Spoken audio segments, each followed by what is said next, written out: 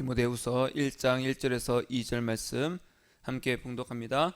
하나님의 뜻으로 말미암아 그리스도 예수 안에 있는 생명의 약속대로 그리스도 예수의 사도된 바울은 사랑하는 아들 디모데에게 편지하노니, 하나님 아버지와 그리스도 예수 우리 주께로부터 은혜와 긍휼과 평강이 내게 있을지어다.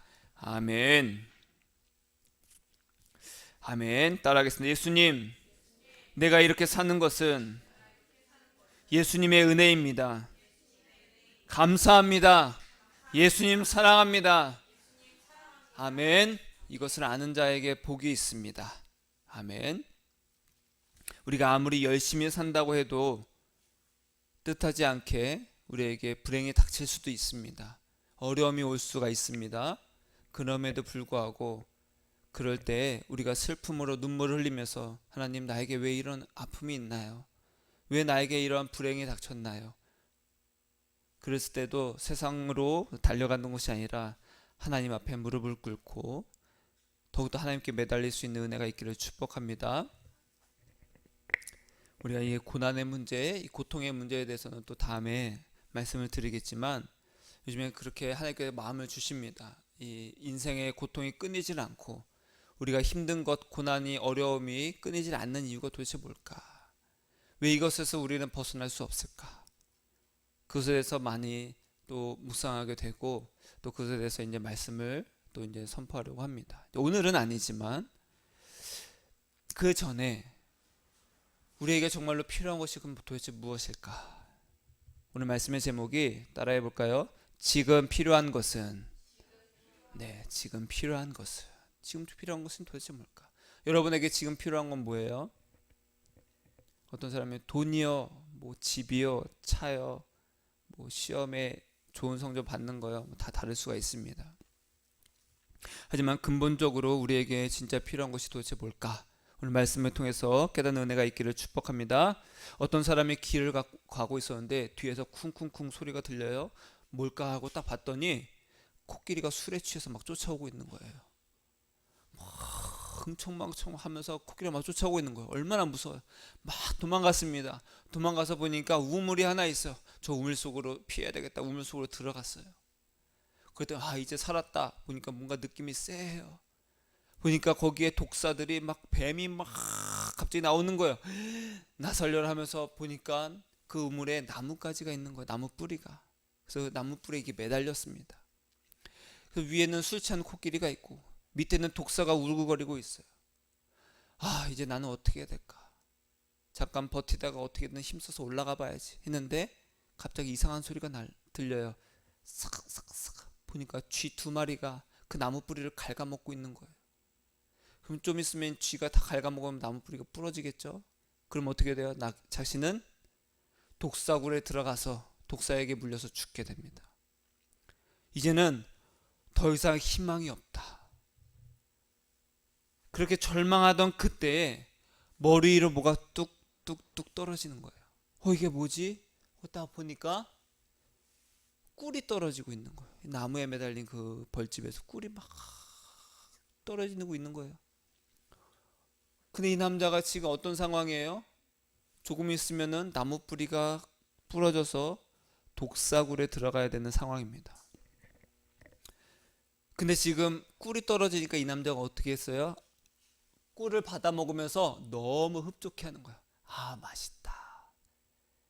너무 좋다. 그 달콤한 맛에 취하게 되는 거예요. 여러분, 이 이야기가 뭘까요? 자신의 처지를 잊은 채 욕망의 늪에서 허우적대는 그 인간의 모습을 묘사한 것입니다. 이 사람에게 지금 필요한 것은 꿀이 아니라 뭐예요? 이 우물에서 벗어나는 겁니다. 이 쥐가 뿌리를 다 갉아먹기 전에 얼른 벗어나야 돼요. 밑으로 내려갈 수도 없어요. 이런 비슷한 이야기들이 많이 있죠. 이에 많은 종교나 어떤 철학 사상들은요, 너의 삶을 위해서는 너의 자신의 마음을 잘 들여다보고 지금 너가 더 많이 갖고자 하는 그 욕심을 버려라. 그리고 현재에 너가 온전히 집중해야 된다. 그래야 행복할 수 있고 네가 고통에서 벗어날 수 있어. 대부분 이렇게 말을 합니다. 하지만 성경은 그렇게 말하지 않습니다. 성경은요 전혀 다르게 말해요. 뭐라고 말하냐? 따라하겠습니다. 스스로 벗어날 수 없다. 스스로 벗어날 수 없다. 당신에게는 지금 꿀이 필요한 것이 아니다. 이렇게 말하는 것이 성경이에요. 그래도 꿀이 맛있잖아요. 너에게 지금 꿀이 필요한 것이 아니야. 너가 지금 처한 상황이 어떤지 알아? 하면서 쭉 말해주고 우리에게 알려주는 것이 성경입니다. 그래도 꿀이 너무 맛있는데요. 그러면 어떻게 해야 됩니까? 목사님, 저는 지금 당장 돈이 필요해요. 지금 당장 나의 문제가 산더미인데 뭐가 필요하다는 거예요? 지금 나에게 필요한 것이 도대체 무엇일까? 디모데 전후서는요, 바울이 선교여행 다니다가 한 번은 로마 감옥에 갇혔어요. 그러고도 나서 네 번째 이제 그 선교여행을 갖고 나서 또 로마의 감옥에 투옥이 됐습니다. 이제 조금 있으면 순교를 합니다. 그 감옥에서 쓴 편지가 디모데 전후서입니다. 이 디모데 전후서는요 누구에게 썼을까요? 디모데라는 사람에게 썼습니다. 디모데에게 뭐라고 썼습니까? 사랑하는 아들 디모데에게 편지하노니 하나님 아버지와 그리스도 예수 우리 주께로부터 은혜와 긍휼과 평강이 내게 있을지어다. 바울이 감옥에서 이제는 죽음을 앞두고 디모데에게 너에게 은혜와 긍휼과 평강이 있기를 축복하고 있어요. 얼마나 유언이라는 것은 우리가 자녀들에게 아버지가 이제 죽기 전에 너희들에게 당부한다 하면서 쭉 쓰잖아요. 그 유언장과 같은 거예요. 아주 핵심이고 엑기스가 쫙 있는 것이 이 유언장이잖아요. 근데 바울이 그런 유언적인 말로 뭐라고 너에게 뭐가 있었으면 좋겠다? 은혜와 긍휼과 평강이 있었으면 좋겠다. 따라하겠습니다. 은혜, 긍휼, 평강. 이 은혜라는 말은요, 노아 시대 때 하나님께서 노아를 선택하셔서 온 세상을 이제 홍수로 심판하실 때에 이 노아와 그 가족만을 선택하셔서 심판을 면하게 해주셨습니다. 그게 은혜입니다. 또 있어요. 소돔과 고모라가 이제 멸망을 당할 때 롯의 가족은요 그 멸망을 피하게 됐습니다. 순전히 하나님의 은혜였습니다. 이스라엘 백성들이 애굽에서 노예 생활을 할 때 이제는 나오기 직전에 어떤 사건이 있었습니까? 모든 장자를 하나님께서 다 죽게 했습니다. 근데 그 죽음을 피하려면 문설주의 어린 양의 피를 바르려고 했어요. 그래서 문설주의 어린 양의 피를 바른 집은 그 죽음을 다 넘어가게 됐습니다. 그게 은혜입니다. 40년 동안 광야 생활하는 동안 이스라엘 백성들이 40년 동안 만나와 메추라기와 그 반석에서 나오는 물을 먹고 그들의 생명을 유지할 수 있었어요. 그것 또한 은혜였습니다. 이러한 일들은요 하나님의 심판이나 어떤 진노에서 구출되거나 용서받은 사건들입니다. 즉 이런 것들이 대표적으로 성경에서 보여주는 하나님의 은혜라는 거예요. 은혜. 하나님의 은혜구나.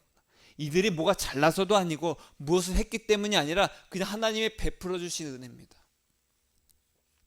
아무런 노력이나 조건이 없었어요. 그냥 베풀어 주셨어요. 그래서 이것이 신약에서는 뭘로 가장 대표적으로 나옵니까? 예수 그리스도께서 십자가에서 모든 사람의 죄값을 다 치르시고 누구든지 예수님을 영접하는 자는 구원을 얻게 하시는 그 은혜를 베푸셨다는 거예요. 그것이 바로 은혜입니다. 값없이 주시는 것. 따라하겠습니다. 값없이 주시는 것. 그게 바로 은혜입니다. 두 번째 긍휼입니다. 긍휼은 우리나라 말로 이제 하면은 불쌍히 여기는 마음입니다. 불쌍히 여기는 마음. 히브리어 라함이라는 말이 있습니다. 라함. 이 라함이라는 것은요 자궁을 뜻합니다. 자궁. 여자의 자궁을 뜻하는데 이 라함이라는 말이 바로 긍휼입니다. 긍휼. 자궁이라는 뜻도 있지만 이 긍휼이라는 의미도 있어요. 왜 자궁이라는 단어에 긍휼이라는 의미를 넣었을까? 왜 그러냐면요, 같은 자궁에서 나온 형제를 대하는 감정을 뜻한다는 거예요. 그냥 가족 말고 같은 자궁에서 나온 이 형제가 단순히 불쌍히 여기는 마음이 아니라 깊은 공감을 뜻한다는 거예요. 깊은 공감. 이 단어는요, 보통 하나님의 그 마음을 대변할 때 사용하는데, 창조주이신 하나님께서 그 백성들을, 그 자녀들을, 그 어려움을, 그 눈물에 대해서 깊이 공감하고 계신다라는 것이 바로 긍휼입니다. 모든 종교들은요, 어느 신이고 신이 인간의 마음을 깊이 공감하고 있는 신은 아무도 없습니다. 물론 그 신들도 자기들이 만든 신이지만 오직 하나님만이 우리의 마음을 깊이 공감하고 계시다는 거예요. 인격적으로. 대표적으로 그런 마음을, 하나님의 마음을 이사야서 49장 15절에 이렇게 표현했습니다. 여인이 어찌 그 젖먹는 자식을 잊겠으며 자기 태에서 난 아들을 긍휼히 여기지 않겠느냐. 그러니까 젖먹는 아이를 향한 어머니의 마음으로 이 긍휼을 표현하고 있어요. 누가복음 15장에 보면요, 우리가 잘 아는 비유가 나옵니다. 탕자의 비유. 아버지가 버젓이 살고 있고 자기 형도 있는데 이 둘째 아들이 어떻게 했습니까? 아버지, 어차피 아버지 죽게 되면은 그 유산 나도 줄 거잖아요. 그러니까 미리 땡겨서 주세요. 불연막심합니다. 그렇죠? 아직 아버지가 멀쩡히 살아있는데 유산을 달라는 거예요. 근데 아버지가 유산을 줬습니다. 그래서 나가서 어떻게 합니까? 흥청망청 삽니다. 어디 가서 이제 빌어먹지도 못해요. 그래서 돼지밥이나 먹고 살았어요. 그래서 짐승처럼 살다가 내가 이렇게 살면 안 되겠다. 그냥 아버지 집에 가서 종이라도 돼야지. 그럼 날 좀 받아주시겠지. 하고서 아버지 집으로 향해서 갑니다. 그랬더니 아버지가 늘 아들을 기다리고 있었어요. 그러니까 저 마을 입구에서 오는 아들을 다 발견했어요. 그럼 막 달려갑니다. 달려가서 아들을 다 안아줘요. 이런 아버지의 행동은요, 단순히 아들을 향한 불쌍한 마음, 반기는 마음, 그뿐만이 아니었어요. 뭐였냐? 신명기 21장 20절 이하에 보면요, 율법에 대해서 쭉 말하면서 어떤 내용이 나오냐면, 패역한 아들이 있어요. 도저히 말을 안 들어. 그래서 아버지가 도저히 안 되겠어. 아버지 말을 안 들으니까. 그러면 어떻게 합니까? 마을 사람들이 모여서 돌로 그 아들을 쳐 죽이라는 율법이 있습니다. 무시무시한 율법이죠. 내 아들이지만 도저히 말을 안 듣습니다. 아주 얘는 패역한 아들이에요. 그래요? 율법대로 처신해 주세요. 돌로 죽이는 거예요. 만약에 돌아온 그 둘째 아들이 아버지가 그 아들을 불쌍히 여겨주지 않았으면 그 아들은 어떻게 됐어요? 마을 사람들에게 돌로 맞아 죽을 형편이라는 거예요. 이해되시죠? 아버지도 당연히 이 율법을 알고 있었습니다. 아들을 살릴 길은 자기가 그 아들을 불쌍히 여겨주는 것밖에 없어요. 자기가 그 아들을 불쌍히 여겨주지 않으면 돌로 쳐 죽는 그런 비참한 결과를 맞이할 수밖에 없는 거예요. 모든 인간은요, 하나님께 반역한 죄인입니다. 그래서 죽어 마땅한데 하나님은 우리를 긍휼히 여겨주시는 거예요. 내가 너희를 긍휼히 여겨주지 않으면 너희는 그냥 죽을 뿐이다. 이것이 바로 긍휼입니다. 긍휼. 은혜는요, 값없이 주시는 거고 긍휼은 불쌍히 여겨주시는 거예요. 그래서 세 번째 평강, 우리가 평강, 평안 이렇게 번역되는데, 이 평강은요, 히브리어 말로 뭐라고 해요? 샬롬. 뭐라고 한다고요? 샬롬. 이 샬롬이라는 것은요, 어떤 걱정이나 탈이 없는 상태를 이제 표면적으로 의미합니다. 근데 사실은 성경에서 평강은 더 깊은 의미가 있어요. 한번 볼까요? 읽어봅시다. 시작. 샬롬입니다. 여기서부터 이렇게 읽는 거예요. 거꾸로 읽는 것이 아니라 히브리어는 반대로 있습니다. 샬롬이에요. 샬롬. 근데 이걸 우리나라 말도 우리로 가 하지만 기억이라고 읽죠. 가도 이건 아라고 읽고, 얘도 하나하나 말이 있습니다. 어떻게 읽냐? 얘는 쉰, 라메드, 바브, mem입니다. 쉰, 라메드, 바브, mem. 근데 이 하나하나 뜻도 있어요. 어떤 뜻이냐? 이거는 제거하다. 얘는 어떤 영향력, 뭐 권위 이런 뜻입니다. 그 다음에 이 바브는요, 연결하다, 연결한 뜻이에요. 맴이라는 것은 혼돈, 어떤 죄악을 뜻합니다.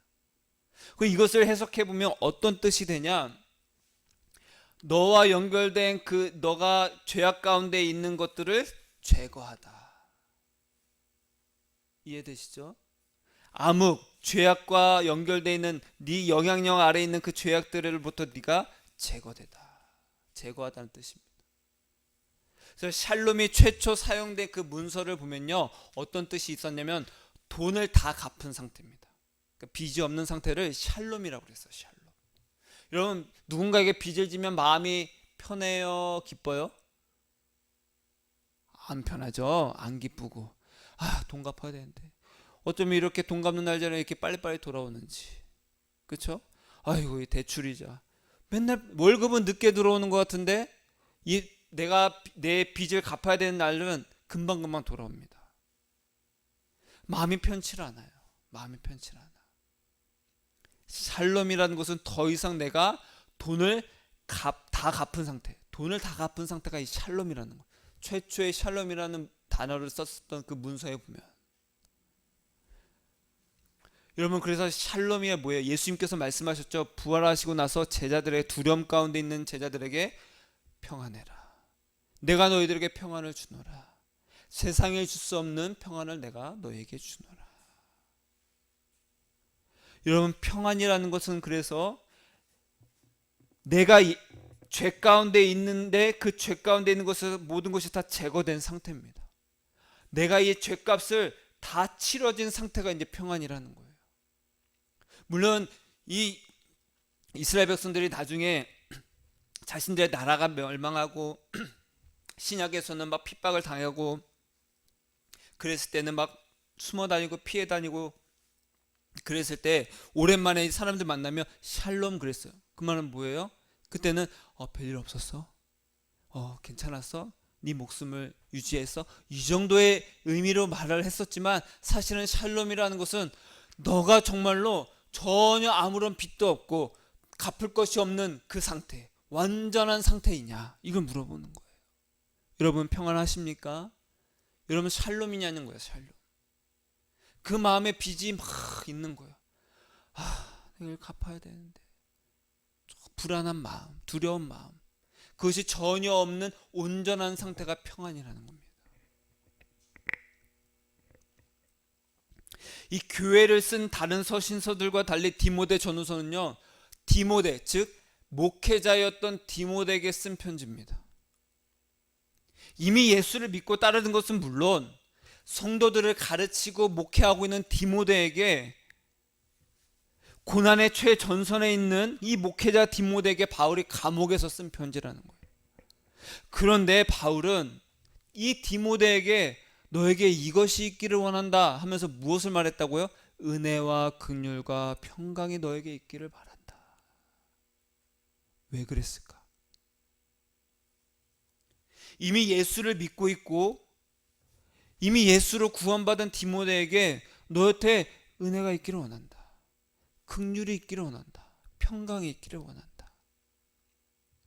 이미 예수를 믿어서 구원받았는데, 여러분, 자녀들은요, 부모에게 끊임없이 자신의 원하는 것을 요구를 합니다. 그렇죠? 치킨 사달라, 핸드폰 바꿔달라, 옷 좀 사달라. 나 더 커서는 뭐예요? 나 독립해야 되니까 집 좀 해주세요.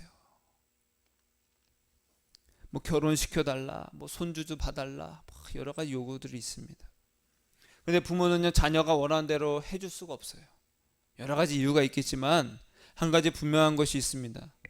자기의 능력 안에서 자녀에게 가장 필요하고 최선의 것을 주고자 합니다. 부모가 봤을 때는 자녀에게 너 지금 그게 당장 너에게 필요한 게 아니야. 자녀는요, 재미와 유행을 따라서 자기가 자신이 원하는 그 욕구대로 살고 싶지만, 자신의 마음을 몰라주는 부모는 자기가 너무 미운 거예요. 친구 엄마 아빠는 다 해주는데 왜 우리 엄마 아빠는 안 해줘? 그래서 옛날에 이런 말이 있죠. 나 주워 왔나 봐. 요즘에 그런 말 안 하잖아, 그렇죠? 저 어렸을 때만 해도 나 주워 왔어, 나 주워 왔지? 막 그러는 거예요. 말을 안 들어요. 엄마 아빠가 내 말을 안 들어줘. 신앙도 마찬가지예요. 우리는 하나님께 우리의 필요와 요구를 끊임없이 요청을 합니다. 하나님 이것 좀 도와주세요. 나 돈이 필요합니다. 죽을 것 같아요. 나 성공해야 됩니다. 나 시험에 합격해야 돼요. 승진해야 돼요. 건강해야 됩니다. 그런데 그 나의 요구대로 응답되는 경우는 잘 없어요. 많이 경험하잖아요. 잘 없어요. 너무 가족이 아파요. 좀 고쳐주세요. 잘 안 되더라고요.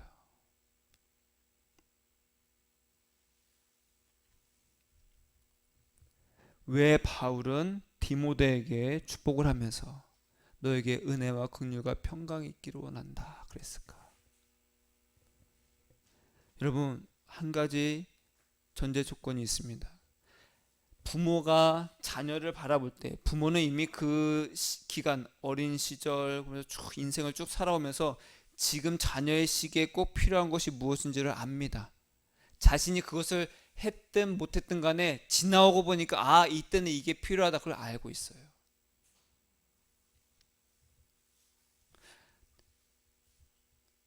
하나님께서 유일하시고 전능하신 신이라면, 그리고 하나님은 성경에 나와 있듯이 하나님은 사랑이시라, 그 사랑 그 자체이신 분이라면 언제나 우리에게 가장 최선의 것을 주시고 인격적이시고 우리에게 인자를 베푸시는 하나님이시라면 우리에게 가장 필요한 것이 우리에게 가장 좋은 것이라는 확신이 있어야 됩니다. 하나님이 우리에게 너에게는 지금 이게 필요해 라고 한다면 이게 진짜 나에게 필요한 거구나, 이게 가장 나에게 좋은 것이나라는 것을 알고 있어야 된다는 거예요.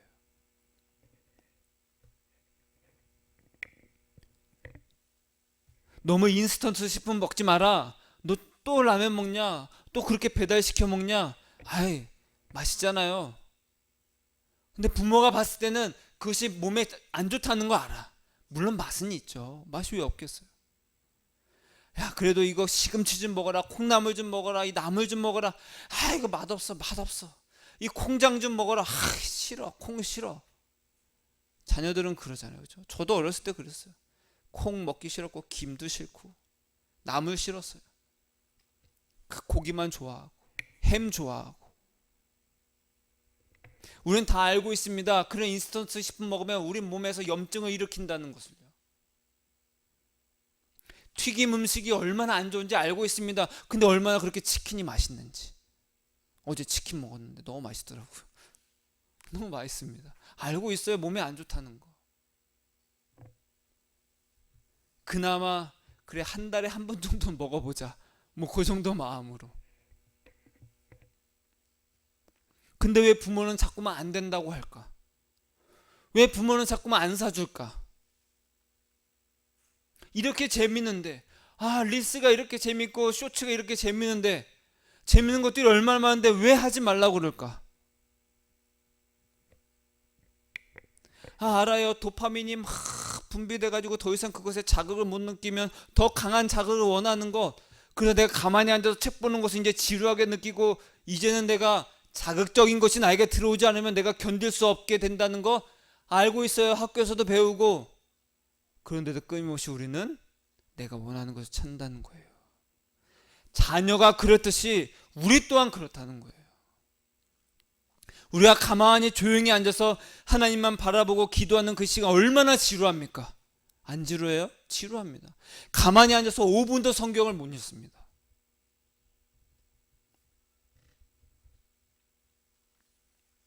그럼에도 불구하고 날마다 하나님의 그 말씀을, 여호와의 말씀을, 이 말씀을 나에게 주시는 그 말씀을 내가 묵상하는 것이 나에게 복이 된다는 것, 그것을 아는 자는 하나님 저에게 말씀해 주세요. 그 말씀을 붙들고 살겠습니다. 하나님께서 나에게 말씀하시는 것이 나에게 가장 필요하고 가장 선하고 좋은 것이라는 그 확신이 있어야 된다는 거예요. 따라하겠습니다. 하나님, 나에게 있어야 할 것을 말씀해 주세요. 그것이 최고라는 것 확신이 있어야 됩니다. 나에게 말씀하시는 것, 그것이 가장 좋은 것이구나. 그 믿음이 있어야 된다는 거예요. 나는 저것을 원할지라도 하나님이 이것이다라고 하면 알겠습니다, 예수님. 그 믿음이 있어야 된다는 거예요. 누가 보더라도 저게 좋아 보여. 근데 하나님이 아니라고 하면 아닙니다, 알겠습니다. 그런 믿음이 있어야 된다는 거예요.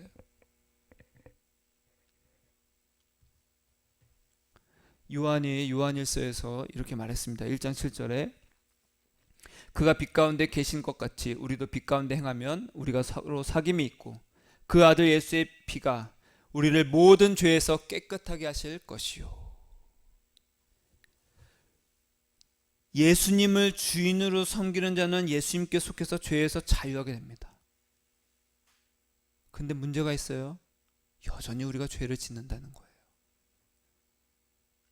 이 죄는요, 단순히 남을 해하고 남에게 피해를 끼치는 죄를 의미하지 않아요. 예전에 말씀드렸죠. 죄가 뭐예요? 우리가 하나님을 향해서 총과 칼을 겨누고 있는 겁니다. 아담과 하와가 그랬듯이 하나님 당신 필요 없어. 내가 하나님이 될래요. 하나님처럼 되고자 선과 악을 알게 하는 나무의 열매를 먹었듯이 우리 또한 이제는 하나님께 총과 칼을 겨누고 하나님, 하늘 아래에 어떻게 두 왕이 있을 수 있습니까? 하나님, 당신이 나에게 필요 없습니다. 나가세요. 내가 내 나라의 내 인생의 왕입니다. 그렇게 하나님께 총과 칼을 겨누고 있는 것이 죄입니다.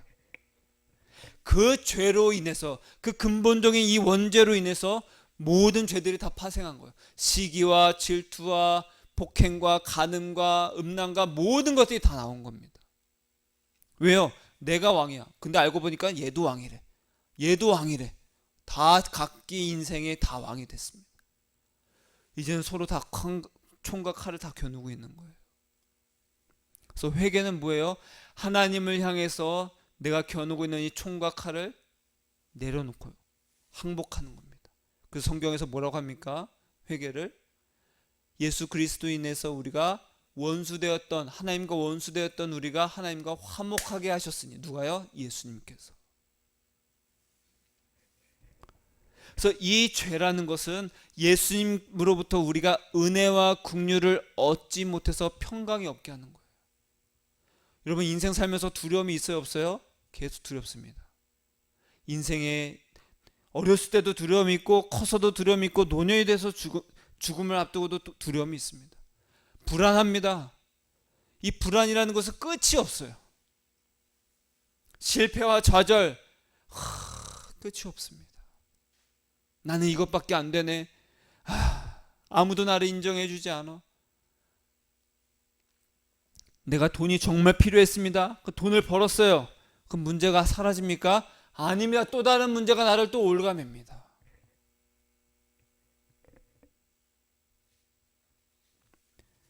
예수님으로부터 은혜와 긍휼과 평강을 얻지 못해서 마셔도 목마른 그 상태가 되게 하는 것이 바로 죄라는 거예요. 그런데 예수님은 우리를 그 모든 죄에서 깨끗하게 하신다. 근데 이 요한이 쓴 거는, 여러분, 성경은요 기본적으로 누구를 위해서 썼냐면 이미 믿고 있는 자들을 향해서 쓴 것이 성경입니다. 믿지 않는 자들을 위해서 쓴 것이 성경이 아니에요. 이미 믿고 있고 그리고 교회 공동체를 향해서 쓴 것이 바로 이 성경입니다.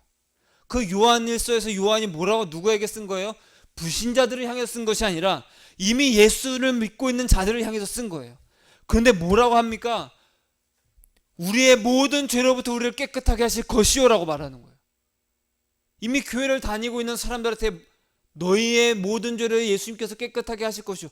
아니, 우리가 지금 예수를 믿고 우리 구원 받았는데 무슨 소리야?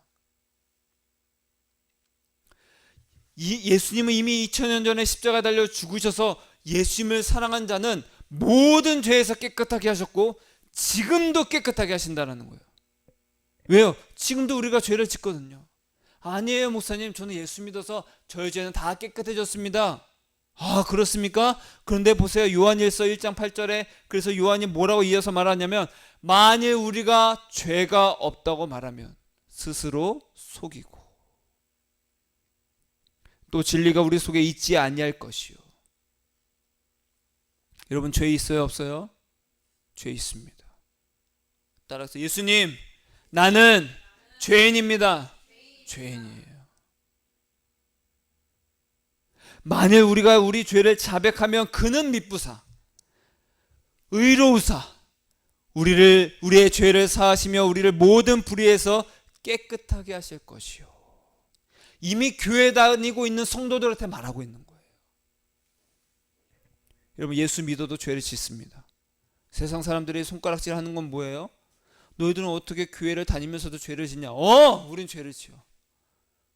죄를 짓는 게 당당하다는 의미가 아닙니다. 속일 필요가 없는 거예요. 맞아요. 저 죄인입니다. 그 우리랑 다른 게 뭐냐? 라고 했을 때 뭐가 달라요? 우리가 예수님께 죄를 자백하면 그는 미쁘시고 의로우사 우리를 모든 불의에서 깨끗하게 하실 것이다라는 거예요. 믿지 않는 자들과 우리의 다른 것이 무엇입니까? 우리는 우리를 긍휼히 여기시고 우리에게 은혜를 베푸신 예수님께 우리의 모든 죄를 자백한다. 여러분, 자백이라는 것은 무엇입니까?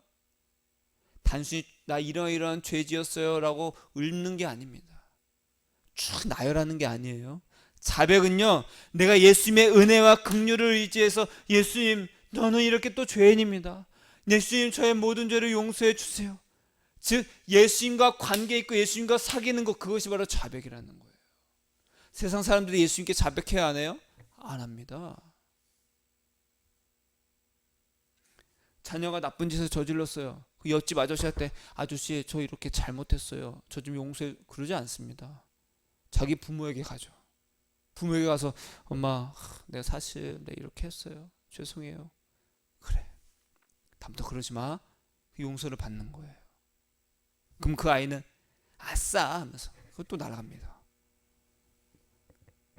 예수님께 자백한다는 것은요, 예수님과 관계가 있다는 뜻입니다. 여러분, 지나간 사람 붙들고 당신의 죄를 예수님께 자백하세요. 뭐야? 하고서 갑니다. 근데 우리는요, 예수님께 당신의 죄를 자백하세요. 알겠습니다.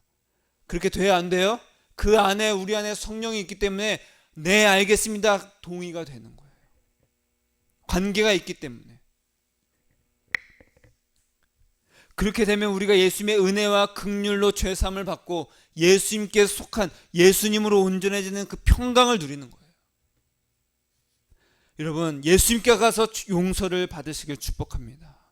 우리의 인생이 힘들고 괴롭고 불안한 것은요, 돈이 없어서가 아니라 다른 사람들처럼 내가 그만큼 살지 못해서가 아니라 오늘도 나는 죄인이기 때문에 그렇다는 거예요. 여러분, 인터넷에 다 보면요, 사람들 진짜 잘 산다. 어쩜 저렇게 해외여행 잘 다니지? 어떻게 또 저렇게 비싼 걸 또 사? 이거 좋은 집에 사네. 아이고 진짜 돈이 잘 버나 봐. 돈 많이 갔나 봐. 왜 그렇게 관심을 가집니까? 왜 그렇게 관심을 갖게 돼요? 여전히 나도 그러고 싶은 거예요. 여전히 나도 나는 죄인이기 때문에 예수님, 나 예수님 없으면 안 돼요. 그렇게 가지 못하고 나도 저러고 싶다. 나도 저러고 싶다. 그러면서 예수님, 제가 또 저를 바라보고 저의 욕구대로 저렇게 바라봤네요. 예수님, 저를 용서해 주세요. 그 자백이 필요한 거예요. 육신의 정욕을 따르는 죄인이기 때문에 여전히 인생의 불안이 끊이질 않는 거예요.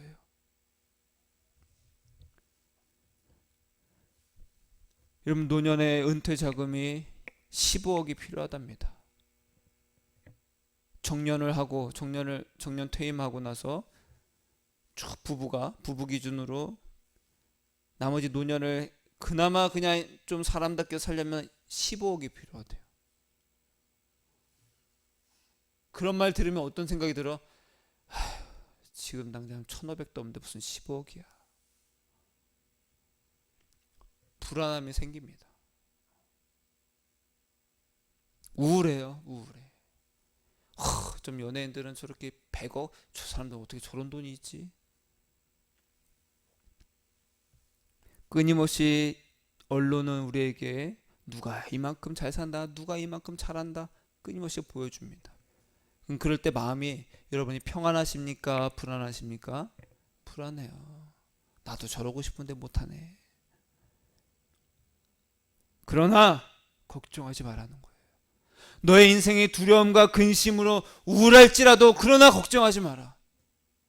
우리를 도우시는 예수 그리스도가 계시니 예수님께 나아가서 우리의 죄를 자백하고 죄 사함을 받으라. 그는 미쁘시고 의로우사 은혜와 긍휼을 베푸시는 분이시라.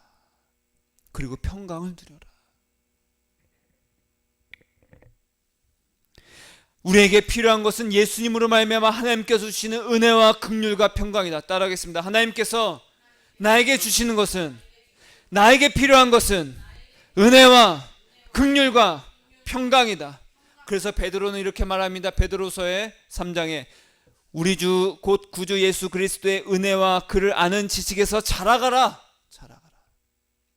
내가 날마다 예수님의 은혜를 받아서 예수님이 진짜 나에게 이렇게 은혜를 베푸시는 분이구나, 나를 불쌍히 여기시는 분이구나, 아 예수님, 내가 예수님을 오늘도 이렇게 알아갑니다. 날마다 자라가는 거예요. 왜요? 어제도 난 죄인이었고 오늘도 죄인이기 때문에 오늘도 예수님의 은혜와 긍휼이 필요하다는 겁니다. 어제도 죄 때문에 불안했고 오늘도 죄 때문에 난 우울해. 그래서 오늘도 난 예수님의 그 은혜와 긍휼이 필요하다는 거예요.